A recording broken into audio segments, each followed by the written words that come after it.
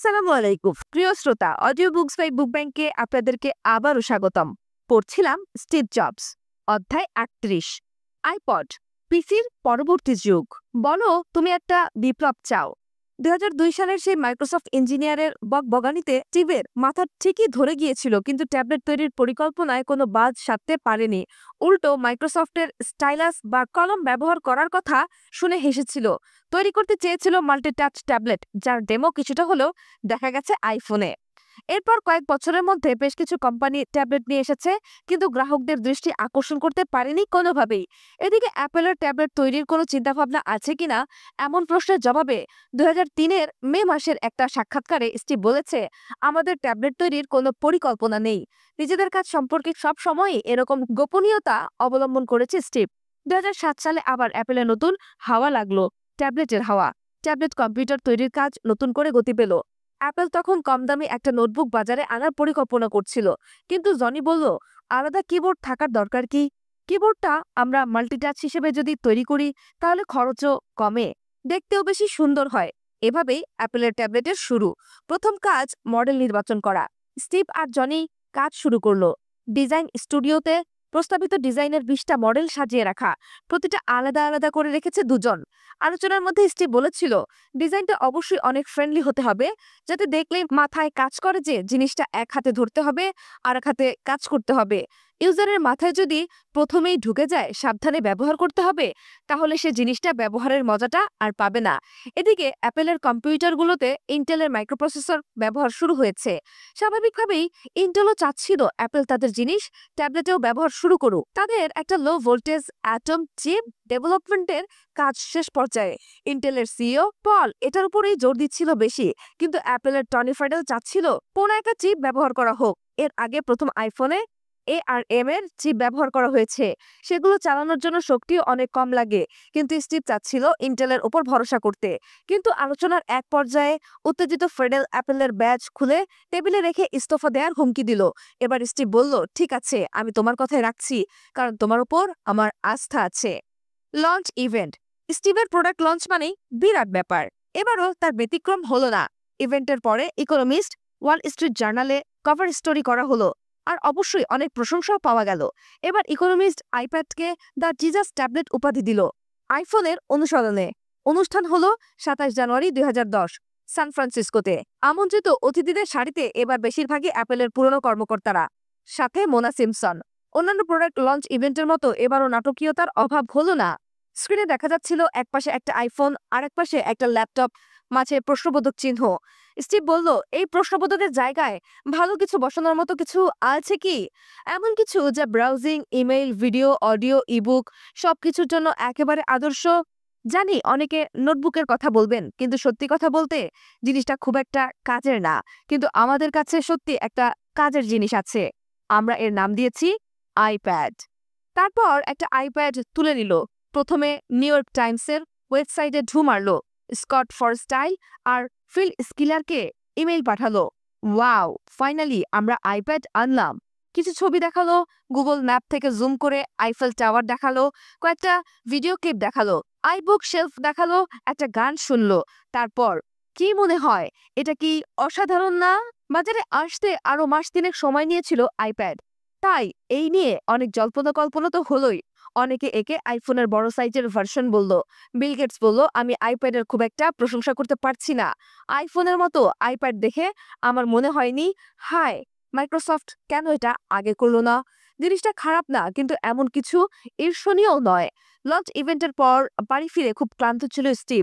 Mail বক্সে আসা 800 মেইলে চোখ বোলাচ্ছিল। এমন সময় একটা ফোন আসলো, প্রেসিডেন্ট ওবামার চিফ অফ স্টাফ রাহম এমানুয়েলের ফোন।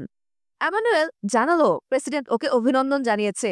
ডিনারে বসে হঠাৎ ও খেয়াল করলো, নির্বাচিত হওয়ার পর ওবামা নিজে এখনো তাকে ফোন করেনি। এপ্রিলে বাজারে আসার পর টাইমস, নিউজউইক সহ কয়েকটা পত্রিকা আইপ্যাড নিয়ে কভার স্টোরি তৈরি করলো। এসবে লেখা হলো, আইপ্যাডে ক্রিয়েটিভদের জন্য সৃজনশীল কিছু নেই, যেমন ম্যাকিনটসে মিউজিক, ভিডিও ব্লগ, আইপ্যাডে এমন কিছুই নেই। এটি শুধুই একটা কনজিউমার প্রোডাক্ট। স্টিভ এই সমালোচনা বেশ সিরিয়াসভাবেই গায়ে মাখলো এবং আইপ্যাডের পরের ভার্সনই ব্যাপারটা ঠিক করে দিল।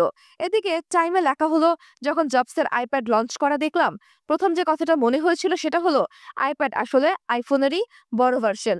কিন্তু যখন প্রথমবারের মতো হাতে নিয়ে দেখলাম, প্রথমেই আমার মনে হলো আমিও একটা চাই। জবসের প্রোডাক্টের এই একটা বিশেষত্ব যে সে আমাদের প্রয়োজনটা আমাদের চেয়েও ভালো বোঝে। আর একবার অ্যাপেলের একটা কিছু ব্যবহার করতে শুরু করলে ওই জিনিসটা ছাড়া নিজেকে কেমন অসম্পূর্ণ লাগে। এর মাঝে স্বাভাবিকভাবেই যে প্রশ্নটা উঠল, অ্যাপেলের এই আপাদমস্তক নিয়ন্ত্রণ করার চিন্তাভাবনা কতটা যুক্তিযুক্ত। এদিকে গুগল মোবাইল প্ল্যাটফর্মের কথা চিন্তা করে অ্যান্ড্রয়েড এনেছে। ঠিক মাইক্রোসফটের উইন্ডোজের মতো সব হার্ডওয়্যারই চলে অ্যান্ড্রয়েড। এই ব্যাপারে অ্যাপেলের সহ-প্রতিষ্ঠাতা ওজনিয়াককে জিজ্ঞাসা করা হলে সে বলেছিল, বাধা ধরা কোনো কিছুই আমার ভালো লাগে না, কিন্তু মাঝে মাঝে বাধা ধরা নিয়মের কিছু বাড়তি সুবিধা আছে। আর বেশিরভাগ মানুষই যা সহজে ব্যবহার করা যায় তা পছন্দ করে। স্টিভ একটা জিনিসকে সবচেয়ে সহজ করে তৈরি করার ব্যাপারে জীবন্ত কিংবদন্তি। এপ্রিলের ৫ তারিখে স্টিভ পলো অ্যাল্টোর অ্যাপল স্টোরে গিয়েছিল। সেখানে ১৫ বছর পর দেখা হলো কলেজ জীবনের অন্তরঙ্গ বন্ধু ড্যানিয়েল কটকের সাথে। কটকে বলেছে, অনেক বছর পর ওর সাথে দেখা হলো, অনেকক্ষণ কথা বলতে পেরে ভালো লেগেছে আমার। স্টিভকে নিয়ে একটা গল্প আছে, মাইকেল নোয়েরের লেখা গল্পটা প্রকাশিত হয়।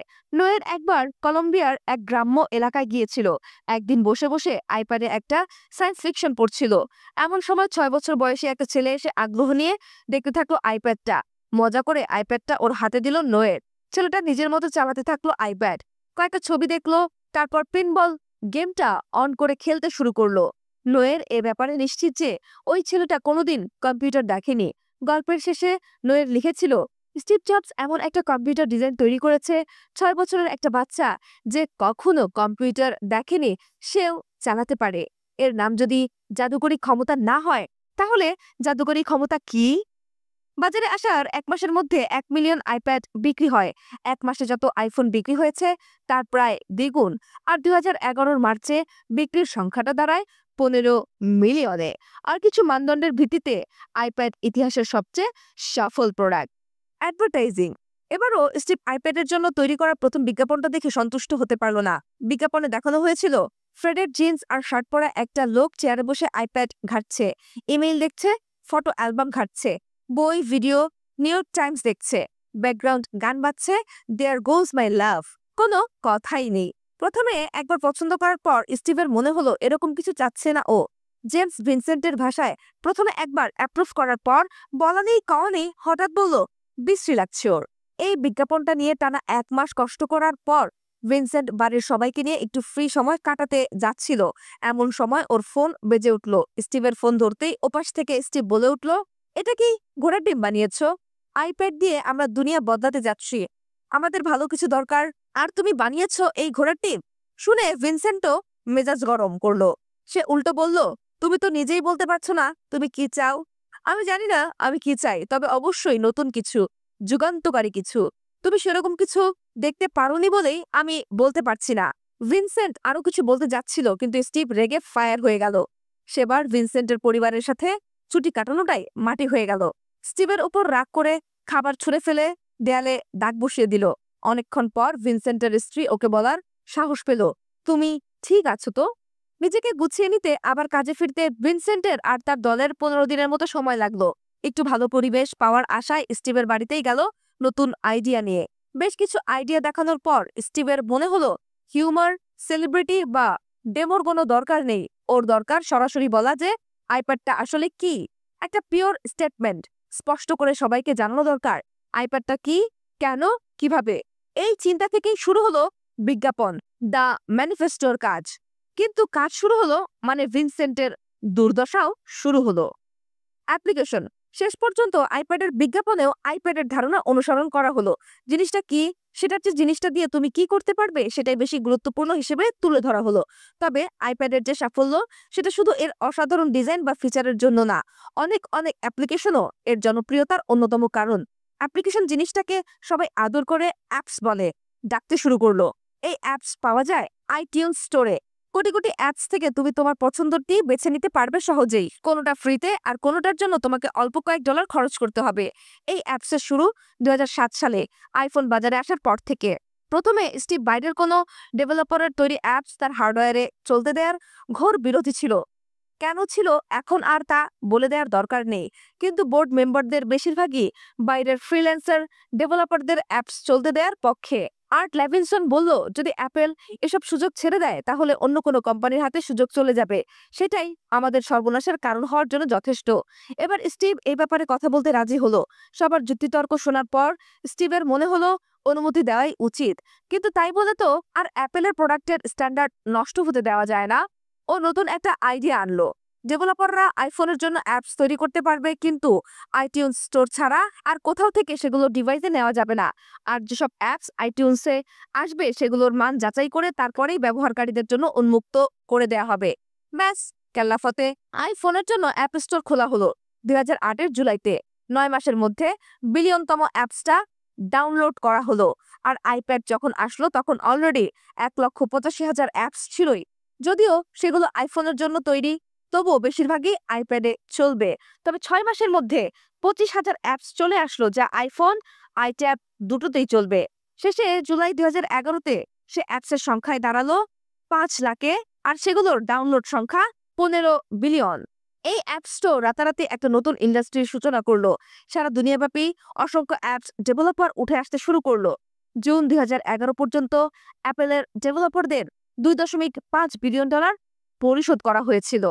প্রকাশনা ও সাংবাদিকতা। আইপড দিয়ে স্টিভ মিউজিক ব্যবসা বদলে দিয়েছিল।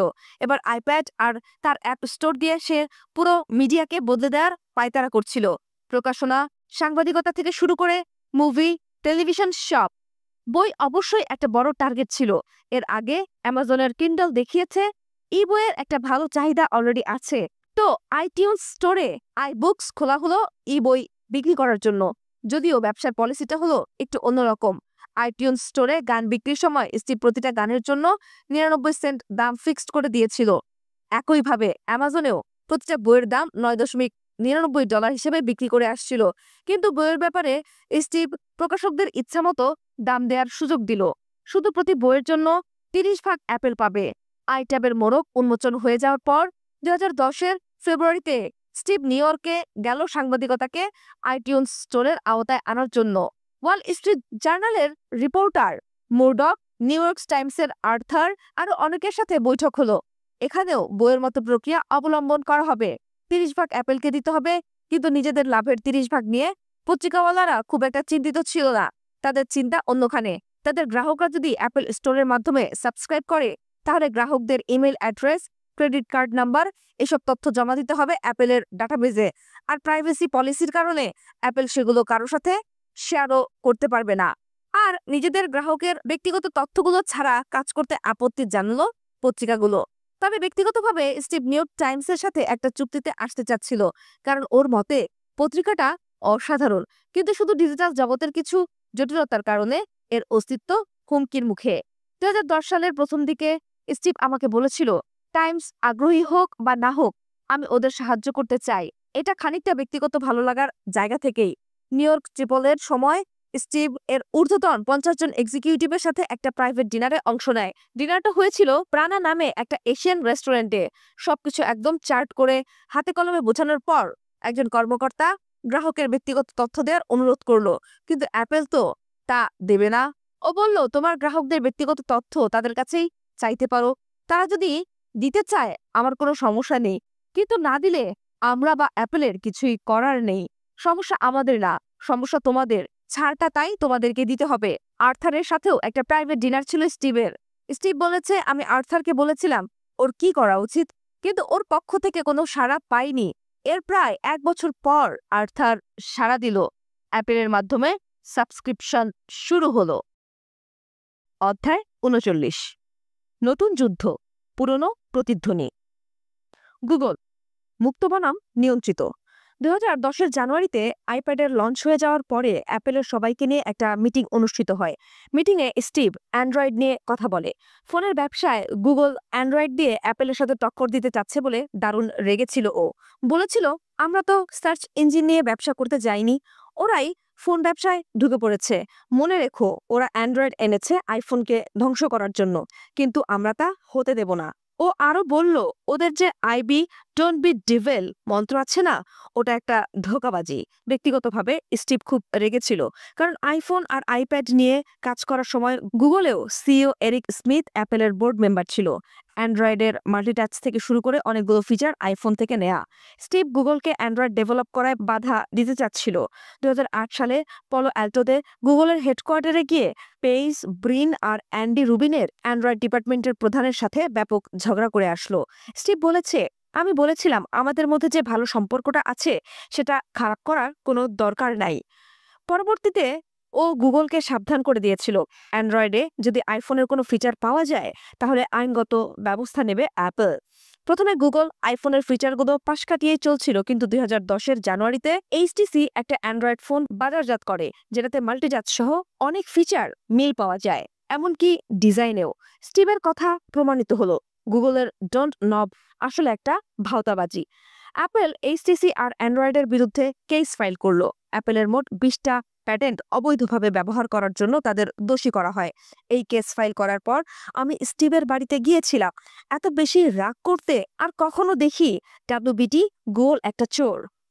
আইফোনের সব ফিচার চুরি করে ভালো মানুষই দেখাতে এসেছে। আমি দরকার হলে অ্যাপেলের $40 বিলিয়ন সব খরচ করব, তবুও গুগলকে আইফোনের জিনিস চুরি করতে দেব না। কিছুদিন পর এরিক ফোন করে স্টিভের সাথে দেখা করতে চায় পলো অ্যাল্টোর একটা কফি শপে। এরিক বলেছে, অর্ধেক সময় আমরা অন্যান্য ব্যাপারে কথা বলেছি, অর্ধেক সময় আইফোনের আইডিয়া চুরির সম্পর্কে। স্টিভ বলেছিল, আমি এই নিয়ে কোনো সেটেলমেন্ট চাই না। তোমরা যদি $5 বিলিয়ন দাও তাও কোনো সেটেলমেন্ট হবে না। টাকা আমি চাই না, আমার টাকার কোনো দরকার নাই। আমি চাই তোমরা আইফোন থেকে আইডিয়া চুরি বন্ধ করো। স্বাভাবিকভাবেই সমাধান আসলো না। গুগল অ্যান্ড্রয়েডকে একটা প্ল্যাটফর্ম হিসেবে তৈরি করেছে, এর ওপেন সোর্স কোড সব হার্ডওয়্যার নির্মাতারাই পেতে পারে, কিন্তু স্টিভ কখনোই অ্যাপলের অপারেটিং সিস্টেম অন্যান্য হার্ডওয়্যারে ব্যবহারের অনুমতি দেয়নি। 1980 সালেও একই কাজ করেছিল অ্যাপল। ম্যাকিনটসের অপারেটিং সিস্টেমের লাইসেন্স কাউকে দেয়নি, আর ফলে ফাঁকা মাঠে গোল দিয়েছে মাইক্রোসফট। এর প্রায় 30 বছর পরে একই ঘটনার পুনরাবৃত্তি ঘটালো গুগল, আর এবারও অ্যাপলের আইডিয়া চুরি করে। তো বিল গেটস কি ভাবছে পুরো ব্যাপারটা নিয়ে? গেটস বলেছে, পুরোপুরি কন্ট্রোলের কিছু সুবিধা তো অবশ্যই আছে। এই পলিসিতে স্টিভ ভালোই লাভবান হয়েছে। এতে হার্ডওয়্যার সফটওয়্যারের সঙ্গতি খুব ভালোভাবে রক্ষা পায়। কিন্তু যারা উন্মুক্ত ধরনের সফটওয়্যার তৈরি করে, সাধারণ গ্রাহকের কথা মাথায় রেখেই করে, এতে গ্রাহকের কাছে অনেক অপশন থাকে, সে পছন্দ মতো নিজেরটা বেছে নিতে পারে। আর এই গ্রাহকের আরো কাছে পৌঁছানোর চেষ্টা থেকেই ভালো ভালো কাজ বের হয়ে আসে। তাই আমার মনে হয় উন্মুক্ত সফটওয়্যারগুলোর ভবিষ্যৎই উজ্জ্বল। এদিকে স্টিভ সবসময় হার্ডওয়্যার সফটওয়্যারের সঙ্গতিতে বিশ্বাসী। ও বলেছে, উন্মুক্ত উন্মুক্ত বলে যারা চিল্লায় তাদের মধ্যে গুগল একটা। ফলাফল দেখো, অ্যান্ড্রয়েডের কোটি কোটি ভার্সন, এক একটা স্ক্রিন সাইজের জন্য এক একটা। আমরা ইউজারদের পুরো সার্ভিস দেওয়ার নিশ্চয়তা দিই এবং পারি, কারণ আমরা টাকার জন্য কাজ করি না, কাজ করি ভালো প্রোডাক্টের জন্য। গ্রাহকদের হাতে ভালো জিনিস তুলে দেই, অ্যান্ড্রয়েডের মতো গোবর তুলে দেই না। ফ্ল্যাশ, অ্যাপ স্টোর আর কন্ট্রোল। স্টিভের আপাতমস্তক কন্ট্রোল করার ব্যাপারটা আরও কিছু সমস্যার সূত্রপাত করলো। টাউন হল মিটিংয়ে ও ঘোষণা করলো, আইফোন আর আইপ্যাডের ইউজাররা কখনোই ফ্ল্যাশ চালাতে পারবে না। টেকনিক্যালি ফ্ল্যাশের কিছু খারাপ দিক অবশ্যই ছিল, কিন্তু কিছু ব্যক্তিগত কারণও এই নিষিদ্ধকরণের পেছনে কাজ করছে। 1999 সালে অ্যাডোবিকে অ্যাপেলের জন্য ভিডিও এডিটিং সফটওয়্যার বানাতে বলেছিল স্টিভ, কিন্তু অ্যাডোবি তখন মাইক্রোসফট নিয়ে ব্যস্ত। অ্যাপেলের জন্য সফটওয়্যার ডেভেলপ করতে অস্বীকৃতি জানায়। সেই থেকে টানাপোড়েন। জন ওয়ার্নক অ্যাডোবি প্রতিষ্ঠাতা, জনের সাথে স্টিভের সম্পর্ক বেশ ভালো ছিল। জন রিটায়ার করার পরে স্টিভ বলেছিল, জন সত্যি একজন সৃজনশীল মানুষ, এজন্যই ওর সাথে আমার সম্পর্কটা সবসময় ভালো ছিল। কিন্তু সে চলে যাওয়ার পর অ্যাডোবি তার সত্তাকে হারিয়ে ফেলেছে। পুরো কোম্পানিটা একটা আবর্জনায় পরিণত হয়েছে। স্টিভ সবসময় অ্যাপেল ইউজারদের অভিজ্ঞতা নিয়ন্ত্রণ করার চেষ্টা করেছে। এই যেমন, যেসব অ্যাপস থেকে ভাইরাস ছড়াতে পারে বা যেসব অ্যাপস থেকে ব্যবহারকারীর ব্যক্তিগত তথ্য বেহাত হওয়ার সম্ভাবনা থাকে, সেগুলোর উপর নিষেধাজ্ঞা জারি অবশ্যই প্রশংসার দাবিদার। কিন্তু কিছু কিছু নিষেধাজ্ঞা আবার চরমভাবে বিতর্কিত, যেমন পর্নোগ্রাফি। অ্যাপেল অ্যাপ স্টোরে পর্নোগ্রাফি সম্পর্কিত সব অ্যাপসের ওপর নিষেধাজ্ঞা আরোপ করেছিল। সব ব্যাপারে খবরদারি সবার ভালো নাও লাগতে পারে, স্বাভাবিকভাবেই সমস্যার সৃষ্টি হলো।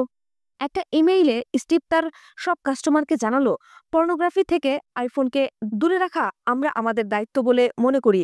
যারা পর্নোগ্রাফি চায় তাদের জন্য অ্যান্ড্রয়েড আছে। এই মেইল পেয়ে ট্যাগগসিট সাইডের সম্পাদক রায়ান উল্টো মেইল পাঠালো। আই অ্যাপ যদি বিপ্লব ঘটিয়ে থাকে তাহলে হয়তো অ্যাপেল বিপ্লব কথাটার অর্থই পুরোপুরি জানে না। বিপ্লবের একটা অর্থ স্বাধীনতা। রায়ানের কথার মানে হলো সবকিছুতে যদি অ্যাপেল এত খবরদারি করে তাহলে স্বাধীনতা বিনষ্ট হয়, আর স্বাধীনতা না থাকলে বিপ্লব আসবে কই থেকে? সেদিন রাত 2টোয় রায়ান স্টিভের ফোন পেল।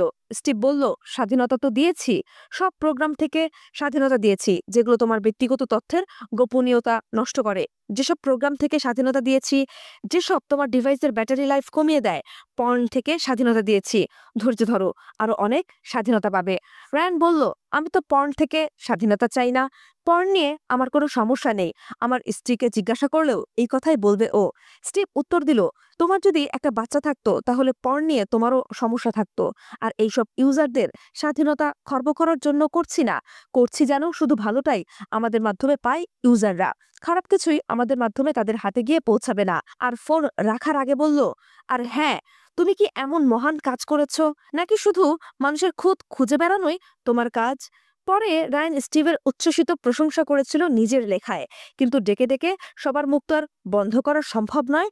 হিউমার সাইটে হ্যাঁ স্টিভ আমরা পর্ন চাই নামক একটা ক্যাম্পেইন শুরু হলো। সেখানে বলা হলো, আমরা এমন এক সোসাইটি চাই যেখানে টেকনো ডিরেক্টররা ঠিক করে দেবে না আমরা কি দেখতে চাই বা চাই না। ডিজাইন বনাম ইঞ্জিনিয়ারিং। অন্যান্য সব কোম্পানিতে ডিজাইনারদের চিন্তা থাকে প্রোডাক্টে ডিজাইন ঠিকঠাক হলো কিনা, আর ইঞ্জিনিয়ারিং টিমের দায়িত্ব সব ফাংশন ঠিকঠাক মতো আছে কিনা নিশ্চিত করা। কিন্তু অ্যাপেলে স্টিভ দুই দলকেই চাপের মধ্যে রাখত, ফলে সমস্যা অন্যান্য কোম্পানির চেয়ে বেশি ছাড়া কম ছিল না। এখানে স্টিভ আর জনি মিলে যখন একটা প্রোডাক্টের ডিজাইন করত, তারপর ইঞ্জিনিয়ারদের সেই ডিজাইনের মধ্যে নিজেদের ইঞ্জিনিয়ারিং দক্ষতা কাজে লাগিয়ে সবকিছু ঠিকঠাক বসাতে হতো। আবার কোনো রকমে বসিয়ে দিলেও চলতো না, একেবারে ঠিকঠাক বসানো না হলে তো স্টিভের তৃপ্তি হবে না। বেচারা ইঞ্জিনিয়াররা প্রতিটা প্রোডাক্ট তৈরির সময়ে অনেক অনেক সমস্যার সম্মুখীন হয়েছে, কিন্তু আইফোন নিয়ে যে সমস্যার মধ্যে দিয়ে যেতে হয়েছে সেরকম মনে হয় আর কারোর সাথে হয়নি। আইভ ফোনের চারপাশে অ্যালুমিনিয়ামের একটা রিং দিতে যাচ্ছিল, কিন্তু অ্যান্টেনার আশেপাশে ধাতু থাকা নেটওয়ার্কের স্বাস্থ্যের জন্য ভালো নয়। মাইকেল ফ্যারাডে বিষয়টা প্রমাণ করে গেছে। এই মহান বিজ্ঞানী প্রমাণ করেছে ইলেকট্রোম্যাগনেটিক তরঙ্গ ধাতুর তলের ওপর ভেসে বেড়ায় কিন্তু তলকে ভেদ করে যায় না। তার মানে ফোনের চারপাশে ধাতুর রিং দেয়া মানে ফোনটাকে একটা ফারাডে কেজে পরিণত হবে। ফারাডে কেজ হলো যে জায়গার ভেতরে ইলেকট্রোম্যাগনেটিক তরঙ্গ ঢুকতেও পারে না আবার বেরিয়েও যেতে পারে না। তারপর ঠিক করা হলো ওই অ্যালুমিনিয়ামের রিংকেই অ্যান্টেনা হিসেবে ব্যবহার করা হবে। অবশ্য আইফোনের প্রথম দিকের গুলোতে এই সমস্যার সমাধান করা হয়েছিল নিচের দিকে প্লাস্টিক রেখে, কিন্তু ওই প্লাস্টিককে সরানোর জন্য উঠে পড়ে লেগেছিল জনি। শেষ পর্যন্ত ওই রিংকেই অ্যান্টেনা বানানোর সিদ্ধান্ত হলো। এই ঘটনা আইফোন 4-এর। রিংকে অ্যান্টেনা বানাতে হলে ওই রিংয়ের গায়ে ছোট একটা ফুটো রাখতে হবে, কিন্তু কথা বলার সময় কেউ ভুল করে ওই ফুটোর উপর হাত দিয়ে ফেললে ফোন সিগন্যাল হারাবে। তবে এরকম হতে পারে প্রতি 100 বারে একবার। 2010-এর জুনে আইফোন 4 বাজারে আসলো, সব দিক থেকে পারফেক্ট। অসাধারণ ডিজাইনের কারণে প্রযুক্তি প্রেমীদের আইফোন 4 কেনার ধুম পড়ে গেল।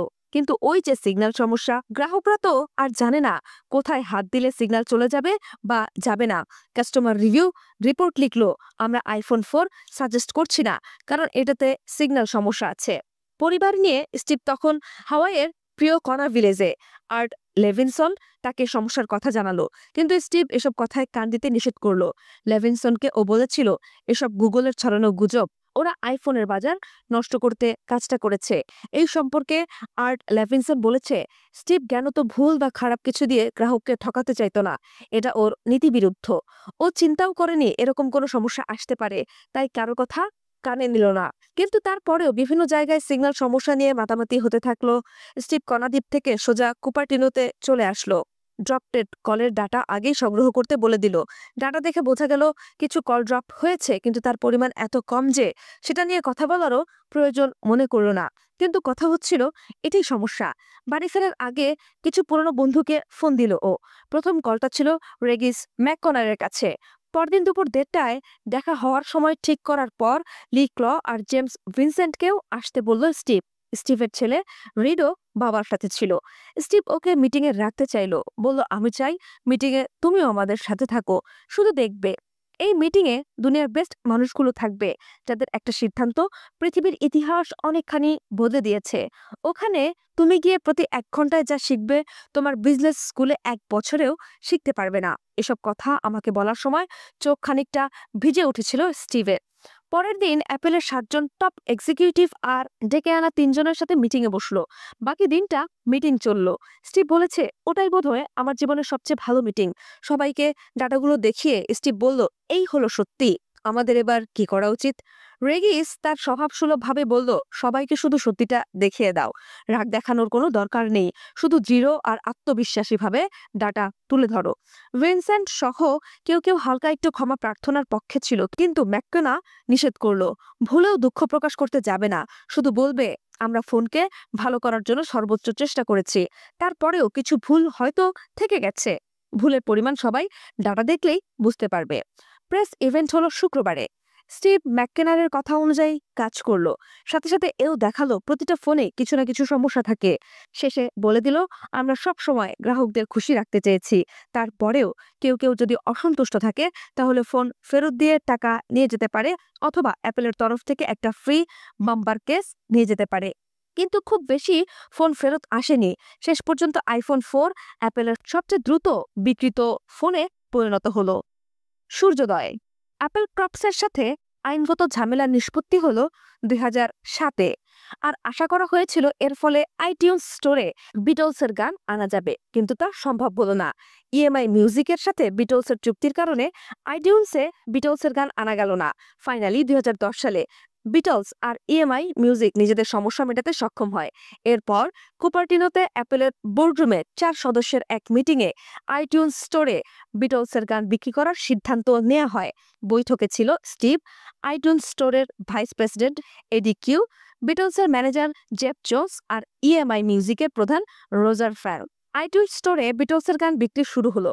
অ্যাপেলের চিরায়ত নিয়মে টিভি, বিলবোর্ড, ম্যাগাজিনে প্রচুর বিজ্ঞাপন দেয়া হলো। প্রতিটা বিজ্ঞাপনের শেষে তরুণ জন লেনন আর পলের সাদাকালো ছবি দেখা যেত। ছবিগুলোর প্রায় সবগুলোই স্টিভ আর ওজনিয়াকের ব্যক্তিগত সংগ্রহ থেকে নেয়া। আসসালামু আলাইকুম প্রিয় শ্রোতা, অডিও বুকস বাই বুক ব্যাংকে আপনাদেরকে স্বাগতম। পড়ছিলাম স্টিভ জবস। অধ্যায় 40, অসীম সীমান্তে, মেঘ, স্পেসশিপ আর তারও উপরে। আইপ্যাড 2। আইপ্যাড বাজারে আসার আগে থেকে স্টিভ ভাবতে শুরু করেছিল আইপ্যাড 2 কেমন হবে। আইপ্যাড 2কে অবশ্যই আরো পাতলা হতে হবে, সাথে সামনে পেছনে ক্যামেরা তো থাকতেই হবে। এসব তো সহজেই অনুমেয়, কিন্তু স্টিভ এমন কিছু চিন্তা করছিল যা কারো মাথায় আসেনি। ব্যবহারকারীরা আইপ্যাডের কভার ব্যবহার করতে শুরু করেছে, যেগুলো ডিভাইসকে বাইরের সৌন্দর্যকে নষ্ট করেছে। তাই স্টিভ ভাবল, এবার একটা কভারও গ্রাহকদের দেওয়া যাক, যা গ্রাহকদের সেফটি ভাবনার অবসান ঘটাবে, সাথে সাথে আইপ্যাডের সৌন্দর্য নষ্ট করবে না। স্টিভের গ্রাহকদের এক্সপিরিয়েন্স পুরোপুরি কন্ট্রোল করার আরেকটা উদাহরণ। স্টিভ যখন এসব ভাবছে, তখন একটা আর্টিকেলে চম্বুক সম্পর্কে পড়ল, আর আইপ্যাডের কভার হলো চম্বুকীয়। জনি আইভের টিমের একজন কভারটা ডিজাইন করলো। সব দিক থেকে পছন্দ হলো স্টিভের। স্টিভ অসুস্থতার কারণে ছুটিতে ছিল। আইপ্যাড 2 এর লঞ্চ ইভেন্টে ও থাকবে না বলেই ধরে নেওয়া হয়েছিল। কিন্তু ইনভাইটেশন কার্ড পাঠিয়ে দেওয়ার পরে একদিন স্টিভ হঠাৎ আমাকে বলল, আমার মনে হয় লঞ্চ ইভেন্টে যাওয়ার চেষ্টা করা যেতেই পারে। লঞ্চ ইভেন্ট হলো 2011 সালের মার্চে 2 তারিখে সান ফ্রান্সিসকোতে। অন্যান্য সব ইভেন্টের মতোই জাঁকজমকপূর্ণ। সামনের সারিতে অ্যাপেলের কর্মকর্তাদের সাথে টিম কুককেও দেখা গেল। রিড জবস একেবারে শেষে অনুষ্ঠান শুরুর 2-1 মিনিট আগে ঢুকলো তার 2 বন্ধুকে নিয়ে। স্পিকারে বিটলসের you say you want a revolution, here comes the sun বাজছিল। হাড্ডিসার দেহ আর ফ্যাকাশে হাসি নিয়ে স্টেজে উঠে বলল, আজকের দিনটাকে কোনোভাবেই মিস করতে পারলাম না। দর্শকরা সবাই হৈ হৈ করে উঠল, দাঁড়িয়ে অভ্যর্থনা জানালো প্রযুক্তির সেনাপতিকে। এবার আইপ্যাড 2 এর কভার দেখেই শুরু করলো স্টিভ। বলল, এবার ডিভাইস আর তার কভার একসাথে ডিজাইন করেছি আমরা। এভাবেই শুরু হলো আইপ্যাড 2 এর মোড়ক উন্মোচন। এর আগে আইপ্যাডে সৃজনশীল সফটওয়্যারগুলো না থাকায় কিছু সমালোচনা এসেছিল। আইপ্যাড 2তে অ্যাপেলের জনপ্রিয় আইমুভি এর মতো কিছু সৃজনশীল সফটওয়্যারকে ফিরিয়ে আনা হলো। স্টিভ সেগুলো একে একে ব্যবহার করা দেখালো। প্রেজেন্টেশনের শেষে ও ওর প্রযুক্তি আর শিল্প ভাষার কিছুটা শেয়ার করলো দর্শকদের সাথে।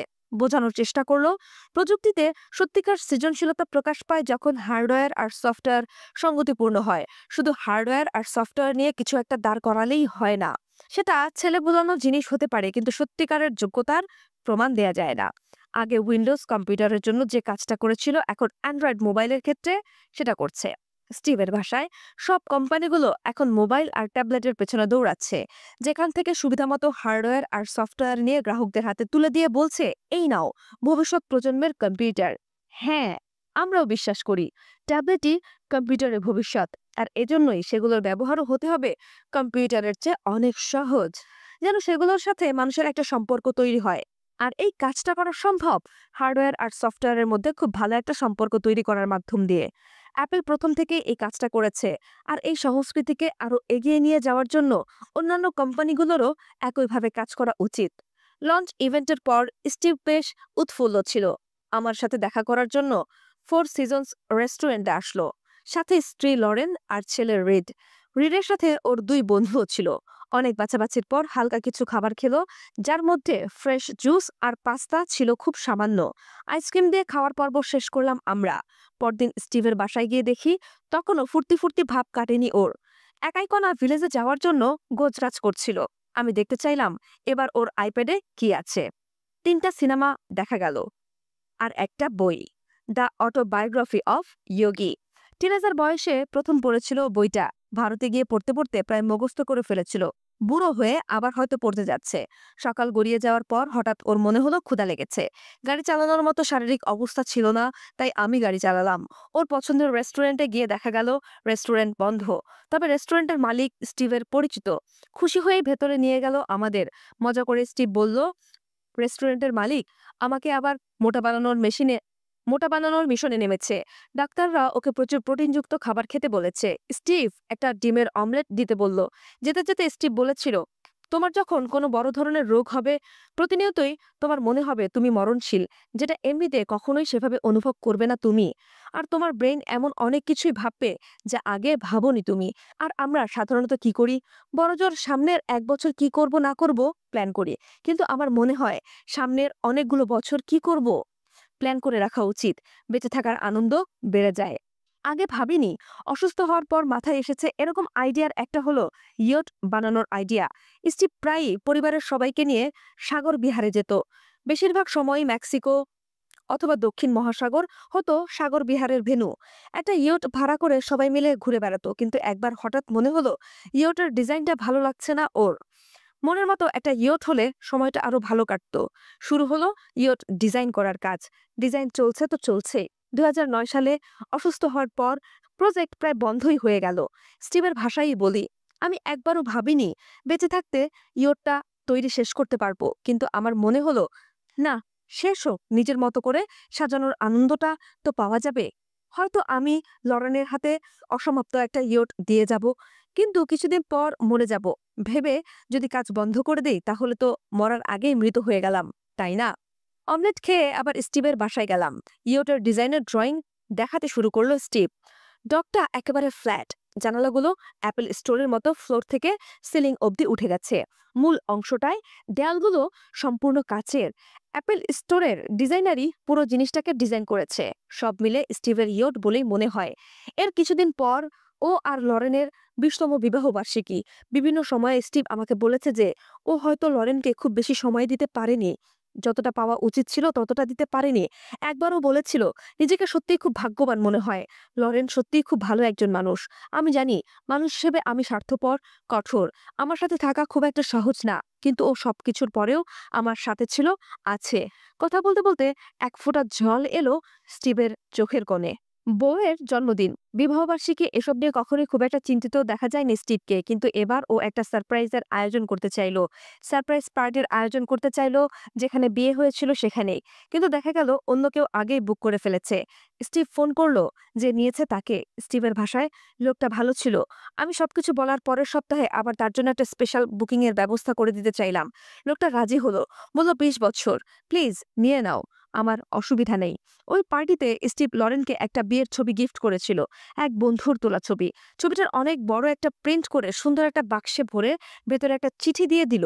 চিঠিটা এরকম: 20 বছর আগে কতই বা চিনতাম আমরা দুজন দুজনকে। অনেকটা আবেগের কারণেই এক হয়েছিলাম।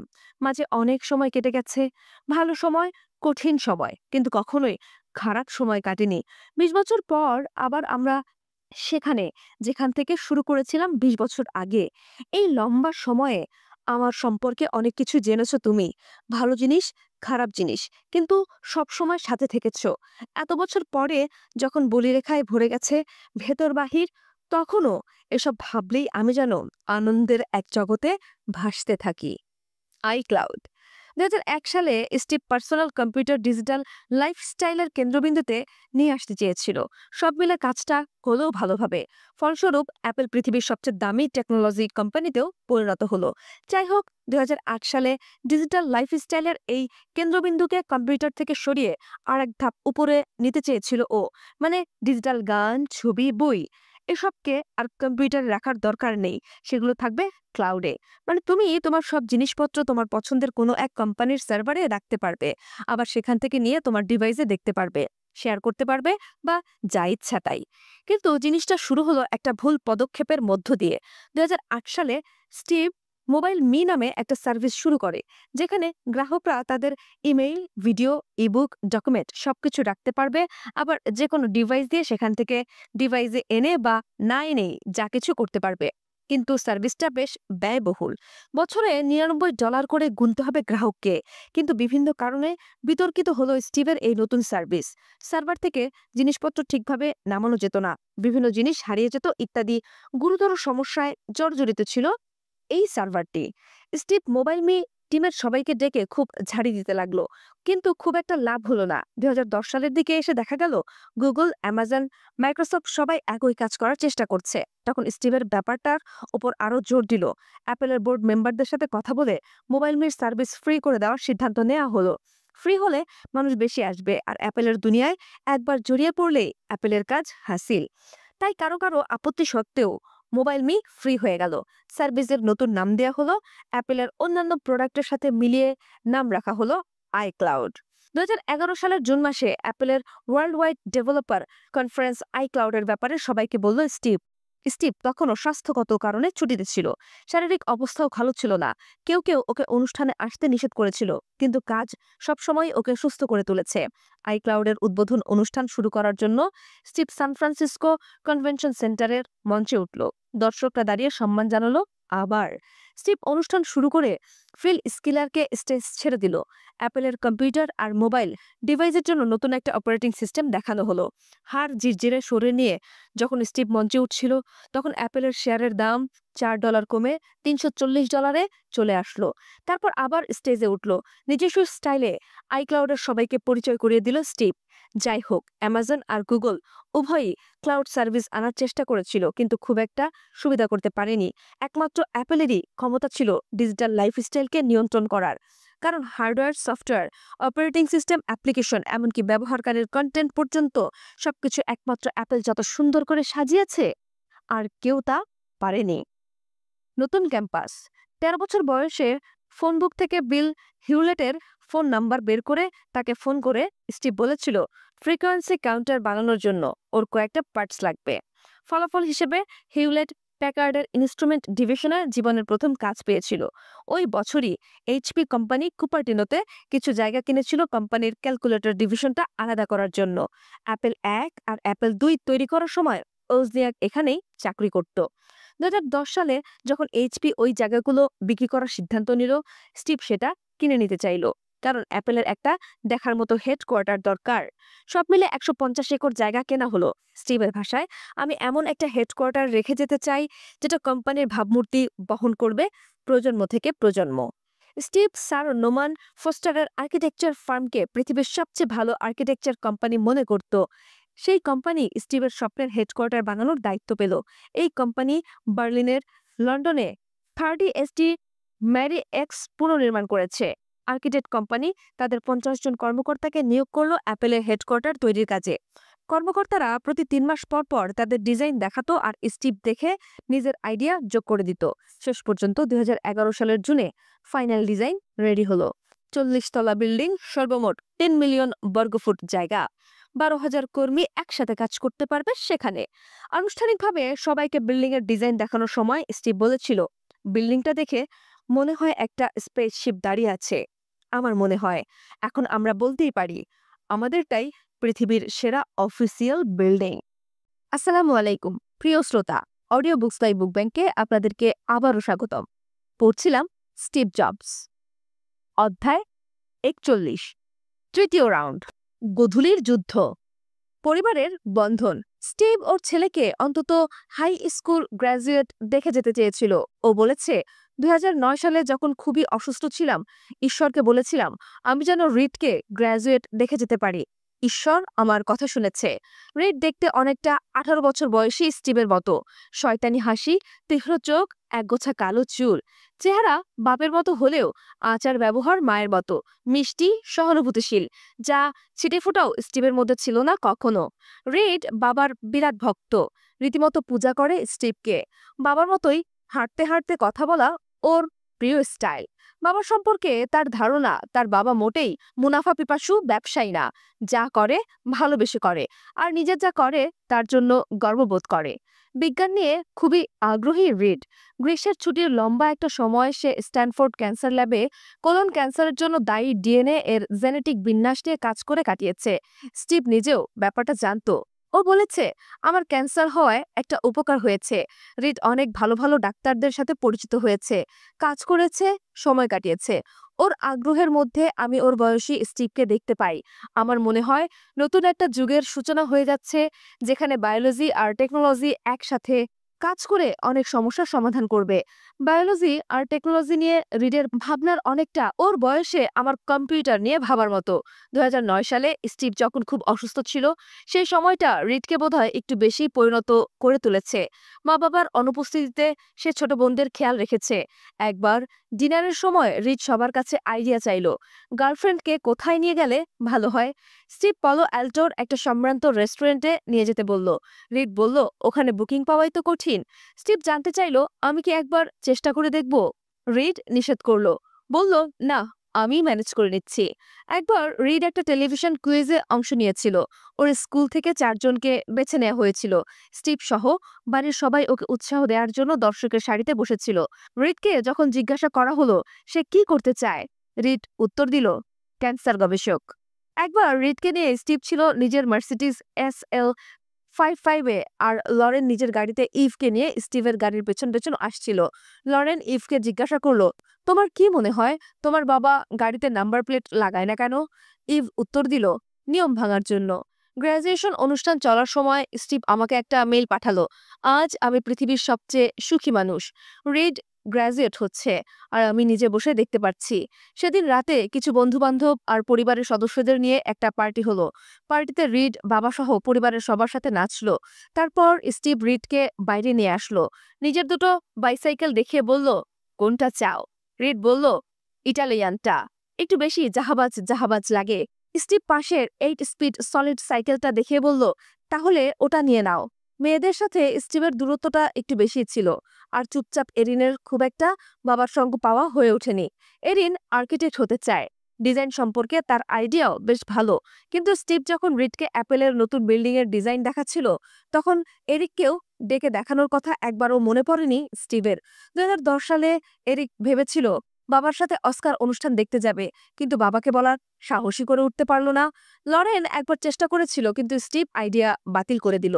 আমি যখন এই বইয়ের জন্য কাজ করছিলাম, তখন একদিন লরেন বলল, এরিন একটা ইন্টারভিউ দিতে চায়। এরিনের বয়স তখন ১৬। তার ইন্টারভিউ নেওয়ার কথা ভাবিনি আমি, কিন্তু নিতেও তো অসুবিধা নেই। ইন্টারভিউর সময় এরিন বলেছে সে জানে তার বাবা কেন তার প্রতি খুব একটা মনোযোগী হতে পারেনি, আর এজন্য ওর মধ্যে কোনো আফসোস নেই। এরিনের ভাষায়, একজন বাবা আর অ্যাপেলের সিইও হিসেবে বাবা সবসময় তার সেরাটা দেওয়ার চেষ্টা করে।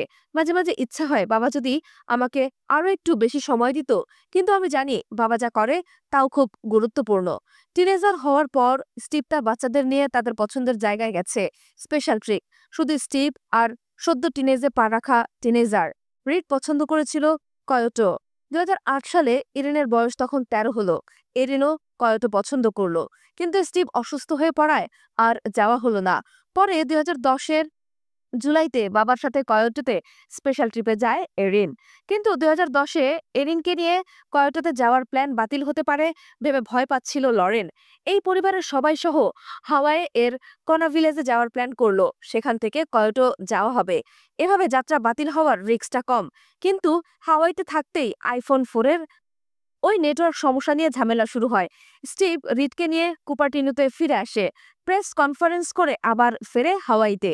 সেখান থেকে রিড আর ইভ পলো অ্যাল্টোতে ফিরে আসে, আর এরিন মা বাবার সাথে স্পেশাল ট্রিপে ঘুরতে থাকে। এর 20 বছর আগে লিসাকে নিয়েও স্পেশাল ট্রিপে গিয়েছিল স্টিভ। তখন লিসার বয়সও প্রায় একই ছিল। ইভের কাহিনী আলাদা। বাবাকে বসে রাখার ক্ষমতা ভাই বোনের মধ্যে একমাত্র তারই আছে। ঘোড়া চালাতে সবসময় ভালোবাসে সে, আর একদিন অলিম্পিকে যাওয়ার প্রতিজ্ঞা নিয়ে কাজ করে যাচ্ছে। ইভের উদ্যমকে সবসময়ই পছন্দ করত স্টিভ। ইভ সম্পর্কে স্টিভের মন্তব্য হলো, ইভ একটা বন্দুক, ওর মতো দৃঢ় মানসিকতার বাচ্চা আমি জীবনেও দেখিনি। আমি ওর বয়সে মা বাবাকে যেমন জ্বালিয়েছি, এবার ইভ তার শোধ নিচ্ছে। স্ত্রী লরেনের সাথে স্টিভের সম্পর্ক সবসময় খুব ভালো ছিল। ঝগড়াঝাটি তো হয়েছেই, কিন্তু কখনো অবিশ্বাস সৃষ্টি হয়নি। পরস্পরকে খুবই বিশ্বাস করত দুজন, ঠিক একই রকম সম্মানও করত। লরেনের জন্য যেমন স্টিভ নিজেকে সৌভাগ্যবান মনে করত, স্টিভের জন্য লরেন নিজেকে সৌভাগ্যবতী মনে করত। একেবারে সোনায় সোহাগা। 2010-এ নিজের 50তম জন্মদিনের পার্টিতে ছিল শুধু স্টিভের পরিবার আর কেউ না। ওর বাচ্চারা বেলুন দিয়ে রান্নাঘর সাজিয়েছিল, বাবাকে একটু খেলনা মুকুট পরিয়ে কেক কেটেছিল। স্টিভের কাছে সবচেয়ে শান্তিময় জন্মদিনের একটা। অনেকদিন অসুস্থ থাকার পর এখন স্টিভ একটু সুস্থ হয়ে উঠেছিল। সবাই চাইছিল পরিবারের জন্য কিছু সময় দিক এবার, বিশেষ করে মেয়েদের কিছুটা সময় অবশ্য পাওনা ছিল। কিন্তু স্টিভ আবার ওর কাজের দিকে মনোযোগী হলো। লরেন বলেছে, আমি চাই তোমার বইয়ে ওর জীবনের চরিত্রের সবগুলো দিক উঠে আসুক। ও সবসময় নিজের কাজের ভেতর দিয়ে মানবজাতির ক্ষমতায়নের পক্ষে ছিল, নিজের কাজের মধ্যে দিয়ে মানবজাতিকে এগিয়ে নিয়ে যাওয়ার চেষ্টা করেছে, আর এজন্য তাদের হাতে সঠিক যন্ত্র তুলে দেওয়ার চেষ্টা করেছে। President Obama. 2010-এ শুধু লরেন একবার ওয়াশিংটনে গিয়েছিল। হোয়াইট হাউসে লরেনের কিছু বন্ধু আছে। বন্ধুরা তাকে জানালো অক্টোবরের দিকে প্রেসিডেন্ট ওবামা সিলিকন ভ্যালিতে যাবে। এদিকে ভেঞ্চার ক্যাপিটালিস্ট জন ডোয়ের স্টিভের খুব ভালো বন্ধু। সে প্রেসিডেন্টের অর্থনৈতিক অবনমন সম্পর্কে স্টিভের মতামতের কথা বলেছিল, আর প্রেসিডেন্টকে এই ব্যাপারে সরাসরি স্টিভের সাথে কথা বলতে বলেছিল। প্রেসিডেন্টের সিলিকন ভ্যালি ট্রিপের আধা ঘন্টার একটা মিটিং নির্ধারণ হলো স্টিভের সাথে। মিটিং চলল 45 মিনিট। মিটিংয়ের বাইরে স্টিভ ওবামাকে বলল, এভাবে চললে তুমি আর সামনের বার প্রেসিডেন্ট হতে পারবে না। ওর মতামত হলো ওবামার প্রশাসনকে আরও ব্যবসা বান্ধব হতে হবে। চায়নাতে একটা ফ্যাক্টরি বানানো যতটা সহজ, আমেরিকাতে ততটাই কঠিন, আর অসংখ্য নিয়মকানুন আর অযথা খরচ এই প্রতিবন্ধকতার মূল কারণ। আমেরিকার শিক্ষা পদ্ধতি নিয়েও স্টিভ সমস্যার কথা জানালো। ওর মতে টিচার্স ইউনিয়নগুলো যতদিন থাকবে শিক্ষা ব্যবস্থায় ততদিন কোনো পরিবর্তন আনা সম্ভব নয়। আর টিচারদের শ্রমিকদের মতো না দেখে প্রফেশনালদের মতো দেখা উচিত। আর স্কুলের সংস্কৃতিও বদলানো দরকার। বইসহ সব শিক্ষা উপকরণ ডিজিটাল হওয়া দরকার। আর স্টিভ 6-7 জন সিইওকে নিয়ে একটা গ্রুপ করারও পরামর্শ দিল। এই গ্রুপ আমেরিকা যে ইনোভেশন চ্যালেঞ্জের মুখোমুখি দাঁড়িয়েছে সেটার একটা ব্যবস্থা নেবে। প্রেসিডেন্ট আইডিয়া পছন্দ করলো। স্টিভ কয়েকজন সিইওর একটা লিস্ট করলো। এরা সবাই ডিসেম্বরে ওয়াশিংটনে মিটিংয়ে বসবে। কিন্তু পরে এই লিস্ট ভ্যালির জেরক্স সহ প্রেসিডেন্টের কিছু সহকারীর হাতে পড়ে 20-25 জনের লিস্টে পরিণত হলো। আর স্টিভ মিটিংয়ে যেতে অস্বীকৃতি জানালো। ওর ভাষায় এই মেদবহুল লিস্ট থেকে কোনো সমাধানে আসা সম্ভব নয়। পরে জন ডোয়েন প্রেসিডেন্টকে ব্যক্তিগতভাবে ব্যাপারটা বুঝালো। 2011 ফেব্রুয়ারির দিকে ডোয়েন সিলিকন ভ্যালিতে প্রেসিডেন্টের জন্য ছোট্ট একটা ডিনারের আয়োজন করলো। ডোয়ের আর স্টিভ সস্ত্রীক পুরো আয়োজনের দেখভাল করলো।